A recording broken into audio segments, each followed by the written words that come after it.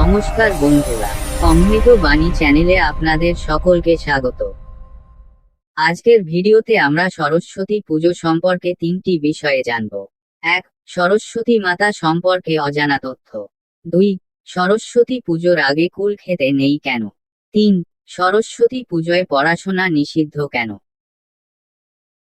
বিদ্যার দেবী সরস্বতী, কিন্তু শুরু থেকেই কি ইনি বিদ্যার দেবী? আচ্ছা, হারিয়ে যাওয়া নদী সরস্বতীর সঙ্গে কি এই দেবীর কোনো যোগ রয়েছে?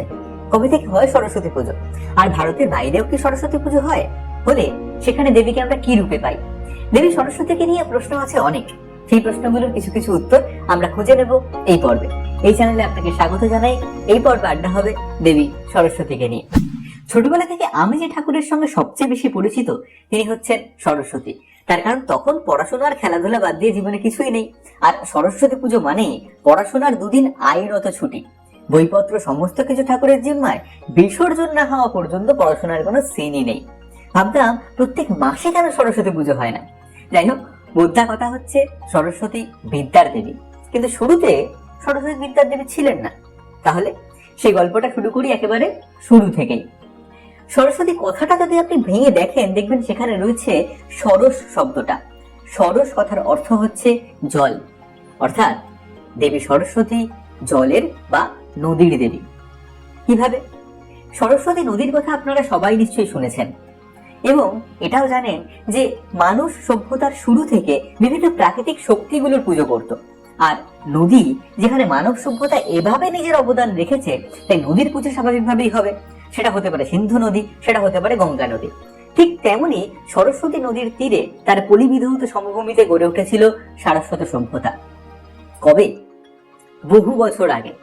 বহু মানে ঋগ্বৈদিক যুগেরও অনেক আগে, অর্থাৎ যে সময় আমরা সিন্ধু সভ্যতার কথা পাচ্ছি তারও অনেক আগে গড়ে উঠেছিল সরস্বতী সভ্যতা। ঋগ্বেদে সরস্বতী নদীকে নিয়ে প্রচুর মাতামাতি রয়েছে। সেখানে এই নদী একজন দেবী রূপে কল্পিত হচ্ছেন এবং যখন মহাভারতের যুগ তার অনেক আগেই সরস্বতী নদী শুকিয়ে যাচ্ছে। বেদে বলা হচ্ছে যে সরস্বতী নাকি সিন্ধুর থেকে অনেক বড় নদী ছিল, কিন্তু তার সপক্ষে কোনো প্রমাণ পাওয়া যায় না। আসলে যখন কিছুর উপর এরকম দেবত্ব আরোপ হয়, সেটা স্বাভাবিকভাবেই অসাধারণ হয়ে ওঠে। তাই সরস্বতী তখন হয়ে উঠেছিলেন নদী মাতা। এবং শুধুমাত্র তিনি নদীর দেবী ছিলেন না, তিনি ছিলেন কৃষিকাজের দেবী। যেহেতু এই সরস্বতী সমভূমিতে কৃষিকাজ হতো, তিনি ছিলেন আরোগ্যের দেবী, তিনি ছিলেন অভিনয়ের দেবী।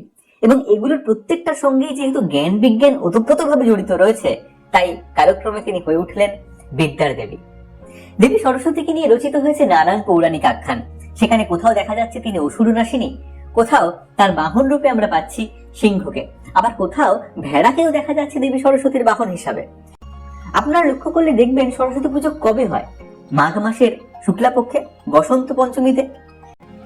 এবং লক্ষ্য করলে দেখবেন যে এই বসন্ত পঞ্চমীকে বলা হয় শ্রী পঞ্চমী। শ্রী অর্থাৎ লক্ষ্মী। আগে এই সময় দেবী লক্ষ্মীর পুজো হতো, পরবর্তীকালে সরস্বতী লক্ষ্মীর জায়গা দখল করে নেন। এসব নিয়ে অনেক গল্প রয়েছে, সেসব শুরু করলে আলোচনাটা অন্য খাতে বইবে, সেগুলো নয় পরের জন্য তোলা থাক। এখন দেবী সরস্বতী বিদ্যার দেবী, তার কারণ বাকি বিষয়গুলোর প্রাসঙ্গিকতা এখন আর নেই।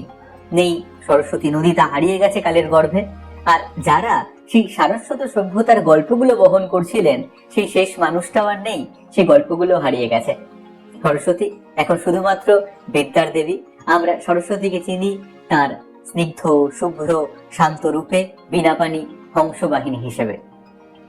শুধু আমাদের এখানেই নয়, সরস্বতী কিন্তু পূজিত হন গোটা দক্ষিণ পূর্ব এশিয়া জুড়ে, যেমন তিব্বত, মায়ানমার, কম্বোডিয়া, ইন্দোনেশিয়া, থাইল্যান্ড, চীন এবং জাপানে। তিব্বতে সরস্বতীর নাম চেংমা। মায়ানমারে দেবীকে বলা হয় থুরাথাডি। তিনি এখানে গ্রন্থাগারের দেবী এবং তার হাতে থাকে রাশি রাশি বই। কম্বোডিয়া আর ইন্দোনেশিয়ায় 4 হাতে সরস্বতীর দেখা মেলে। সেখানে দেবীর বাহন রাজহাঁস। আবার থাইল্যান্ডে দেবীর বাহন হচ্ছে ময়ূর, সেখানে দেবীর গায়ের রং সবুজ। চীনেও পূজিত হন সরস্বতী, সেখানে তার নাম বিয়ান সাইতিয়ান। আবার জাপানে এই উচ্চারণটা একটু বদলে হয় বিয়ান জাইতেন। জাপানে সরস্বতী শুধুমাত্র কিন্তু লেখাপড়ার দেবী নন, সেখানে তিনি জলের দেবী। আবার চীনে সরস্বতী হচ্ছেন দণ্ডনীতির দেবী। চীন এবং জাপানের পৌরাণিক উপকথা অনুযায়ী জানা যায় যে ইনি বাস করেন, অর্থাৎ সরস্বতী বাস করেন জলের নিচে। ঠিক তেমনি আমাদের স্কন্দ পুরাণ যদি আপনি দেখেন, দেখবেন সরস্বতী সেখানে পাতালবাসিনী। কি অদ্ভুত মিল নয়? আবার এই যে এতক্ষণ ধরে যাদের কথা বললাম, অর্থাৎ দক্ষিণ পূর্ব এশিয়ার সরস্বতী, দেখুন এই ছবিগুলো আমাদের কতটা চেনা। এই মিলগুলোই তো মজার, তাই বারবার এই গল্পগুলো করতে আসি। ভাবুন তো, কি অদ্ভুত ভাবে সবকিছু মিলে যায়। ভাববেন পরে নয় সেগুলো নিয়ে কখনো গল্প হবে। মাঘ মাসের শুক্লপক্ষের পঞ্চমী তিথিকে বলা হয় শ্রীপঞ্চমী। শ্রীপঞ্চমীর এই তিথিতে পূজিতা হন আদ্যাশক্তির একাংশ দেবী সরস্বতী। বিদ্যা, বুদ্ধি, সঙ্গীত ও জ্ঞান প্রদায়িনী দেবী তিনি। আপাত দৃষ্টিতে শ্রীপঞ্চমীকে শুধু বিদ্যার্থীদের অনুষ্ঠান মনে করা হলেও আবাল বৃদ্ধ বনিতা সব মহলেই তার আগমনকে স্বাগতম জানানো হয় সাড়ম্বরে। পূজার দিন মায়ের হাতে সন্দেশ অর্পণ করা, বই খাতা মায়ের চরণে স্পর্শ করানো, অঞ্জলি প্রদান, এসব ঘটনা দেবী সরস্বতী পূজার চিরায়ত দৃশ্য। কিন্তু যে বিষয়টি সবচেয়ে বেশি আলোচিত তা হলো কুল বা বরই খাওয়া। সরস্বতী পূজার আগে কুল খাওয়া হয় না। অনেকেই এটাকে কুসংস্কার বা ভিত্তিহীন আচার বলে উড়িয়ে দিলেও এর পিছনে রয়েছে এক চমকপ্রদ কাহিনী। জয় জয় দেবী চরাচর সারে, কুচযুগ শোভিত মুক্তাহারে, বীণা রঞ্জিত পুস্তক হস্তে, ভগবতী ভারতী দেবী নমস্তুতে। মহাকবি কালিদাসের এই মন্ত্রে ছোটবেলা থেকেই মা সরস্বতীকে তুষ্ট করার চেষ্টা আমাদের। ঠিক এমনই বহু যুগ আগে সরস্বতী দেবীকে তুষ্ট করার জন্য আশ্রমে বসে তপস্যা করছিলেন মহামুনি ব্যাসদেব। তিনি যখন তপস্যা শুরু করেন তখন দৈববাণীতে তার তপস্যা স্থলের কাছে একটি কুলের বীজ রেখে শর্ত দেওয়া হলো, এই কুলের বীজ অঙ্কুরিত হয়ে চারা, চারা থেকে বড় গাছ, বড় গাছে ফুল থেকে নতুন কুল হবে। যেদিন সেই কুল পেকে ব্যাসদেবের মাথায় পতিত হবে সেই দিন তার তপস্যা পূর্ণ হবে বা দেবী সরস্বতী সন্তুষ্ট হবেন। ব্যাসদেবও সেই শর্ত মেনে নিয়ে তপস্যা শুরু করলেন। ধীরে ধীরে বেশ কয়েক বছর কেটে গেল।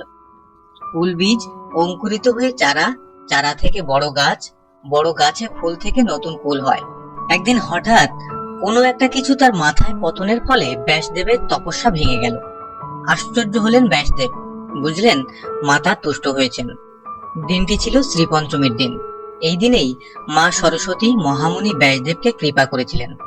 সেদিন বেদমাতা সরস্বতীকে বদ্রী বা কুল ফল নিবেদন করে অর্চনা করে তিনি ব্রহ্মসূত্র রচনা আরম্ভ করেন। যেহেতু ব্যাসদেব তার সামনে কুল গাছ থাকা সত্ত্বেও মাতা তুষ্ট হওয়ার আগে কুল খাননি, সেহেতু সেই থেকেই কুলকে মা সরস্বতীর আশীর্বাদ ধরে তার পূজার আগে কুল খাওয়া হয় না। স্বাস্থ্যগত কারণেও সরস্বতী পূজার আগে কুল খাওয়া ঠিক নয়, কারণ মাঘ মাসের মাঝামাঝি সময়ের আগে কুল কাঁচা বা কষযুক্ত থাকে। কাঁচা বা কষযুক্ত কুল খেলে শরীরের ক্ষতি হতে পারে। হাজার হাজার বছর পূর্বে আমাদের ধর্ম যা বলে গেছে, আজ বিজ্ঞান গবেষণা করে তার সত্যতা পাচ্ছে। সরস্বতী পূজার দিনে কি পড়াশোনা করা যাবে? এই প্রশ্ন শুধু সাধারণ পড়ুয়াদের নয়, এই প্রশ্ন আমাদের সকলের। তবে সাধারণভাবে আমরা যে উত্তরটি পেয়েছি সেটি হচ্ছে, এদিন বই পুস্তক অধ্যয়ন করা বা লেখালেখি করা নিষিদ্ধ। এদিন লেখাপড়া করলে নাকি দেবী সরস্বতীর কোপানলে পড়তে হবে বা দেবী সরস্বতী আমাদের উপর অসন্তুষ্ট হবেন। দেবী সরস্বতীর পূজার দিনে বহুকাল ধরে চলে আসা দুটি ঐতিহ্য হলো, এদিন নতুন পড়ুয়াদের হাতে খড়ি দেওয়া হয় এবং অন্যান্য শিক্ষার্থীদের এদিন বিদ্যা অধ্যয়ন বন্ধ রাখা হয়। কিন্তু এটি কি আসলে আমাদের শাস্ত্র অনুমোদিত নাকি নিছক লোকাচার? মূলত সরস্বতী পূজার বিস্তৃত বিধি বর্ণিত হয়েছে দেবী ভাগবত পুরাণে। এই পুরাণ মতে মাঘী শুক্লা পঞ্চমী তিথিতে দেবী সরস্বতীর পূজা অনুষ্ঠান, দেবীর উদ্দেশ্যে মন্ত্রপাঠ ও মাতৃবন্দনার বিধান। এরপর পরবর্তী তিথি তথা ষষ্ঠীতে বিদ্যারম্ভ করার বিধান।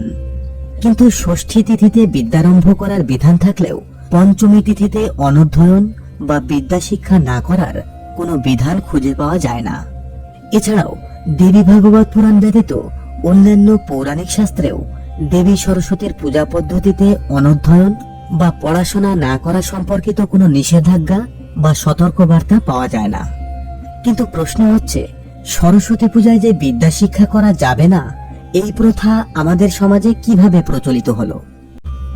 মধ্যযুগীয় স্মার্ত সংস্কারক শ্রী রঘুনন্দনের তিথি তত্ত্ব থেকে জানা যায়, মৎস্যাধারং লেখনেঞ্চ পুজোয়েন্ন লিখেত্তত, অর্থাৎ দোয়াত ও কলম দিয়ে পূজা করবে কিন্তু লেখালেখি করবে না। এ থেকে বোঝা যায় শ্রী রঘুনন্দন সরস্বতী পূজার দিনে বিদ্যার্থীদেরকে লেখালেখি থেকে বিরত থাকতে উপদেশ দিয়েছেন। আবার মহামহোপাধ্যায় হরিদাস সিদ্ধান্ত বাগীশ তার 1909 সালে রচিত স্মৃতিচিন্তামণি গ্রন্থে লিখেছেন, যথা শ্রীদত্ত ধৃতম শ্রী পঞ্চমাং লিখন্নৈব ন সাধ্যায়াং কদাচন বাণীকোপম বাপনতি লিখনে পঠনে হেপিচ। অর্থাৎ শ্রীদত্ত বলেছেন, শ্রী পঞ্চমীতে সাধ্যায় করবে না, লিখবে না। ওই তিথিতে অধ্যয়ন করলে সরস্বতীর কূপ ভাজন হতে হয়। মধ্যযুগীয় স্মার্ত সংস্কারক শ্রী রঘুনন্দন বা মহামহোপাধ্যায় হরিদাস সিদ্ধান্ত বাগীশ এদিন পড়াশোনা বা লেখালেখি বন্ধ রাখার কথা বলেছেন বই কি, তবে কেন বা কোন শাস্ত্রের বুনিয়াদে তারা এই বিধান দিয়েছেন তা আজও জানা যায়নি। অপরদিকে মহামহোপাধ্যায় হরিদাস সিদ্ধান্ত বাগীশ এই বিধানের নির্দেশদাতা হিসেবে যে শ্রীদত্তের কথা উল্লেখ করেছেন, সেই শ্রীদত্ত মহাশয়েরও কোনো হদিশ আজও মেলেনি।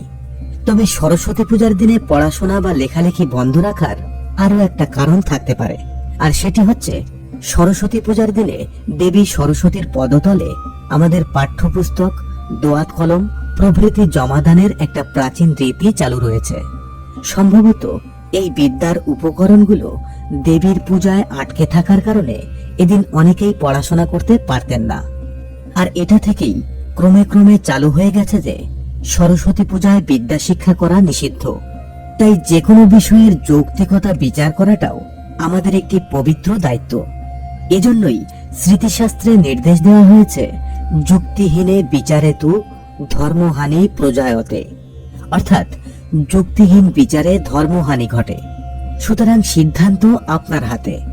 বেদ, স্মৃতি বা পুরাণ শাস্ত্রের বিধানকে পাশ কাটিয়ে আপনি যদি হরিদাস সিদ্ধান্ত বাগীশ বা শ্রী রঘুনন্দনের বিধানকে শাস্ত্রীয় বলে মানতে চান, তাহলে সেটা আপনার একান্তই ব্যক্তিগত ব্যাপার।